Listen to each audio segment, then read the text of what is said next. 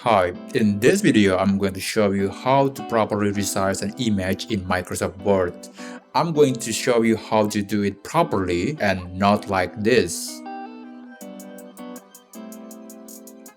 So the aspect ratio of the image is very important to maintain because otherwise the image would seem off and everything in it would look squished or stretched, which is not good for your reader. So here's the process. First, insert the picture to your document. You can do so by going to Insert and then click Pictures, and from here you can choose from various sources where do you want to get the image from. Before we are going to resizing the image, there is something that you need to do.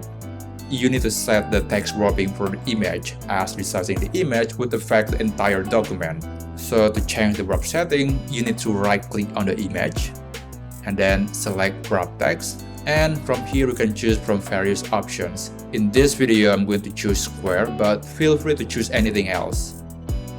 Now we can start resizing. So to do that properly, you need to click on the image, and you can only resize from one of these 4 points, one in each corner of the image. So you need to click and drag the image to the size you want. I need to mention that in many Microsoft Word versions, you probably need to press and hold the Shift key while doing so.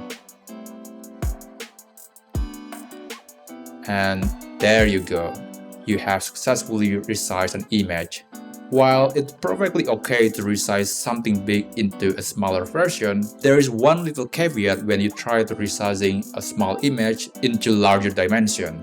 For example, I have this picture and it has much smaller resolution than the previous image. If I'm trying to make it larger, it would affect the visual of the picture. So if you want to resize the image to a much larger version of it, you need an upscaler service, which is using AI to increase the resolution of the image. So let's say you have an image of 1000 pixels, you can increase it to 2000 pixels without affecting much of its quality. There are plenty of services like that for free. If you want to use them, I'm going to leave the link in the video description. Anyway, this is the side-by-side comparison of a regular image versus upscaled one. And as you can see, the upscaled one has much better clarity than regular image. And this is why you should use an upscaler service if you want to resize a small image into larger one. And there you have it. So just to recap, before resizing, you need to set the text wrap first, and after that, you can only resize from one of 4 corners of the image.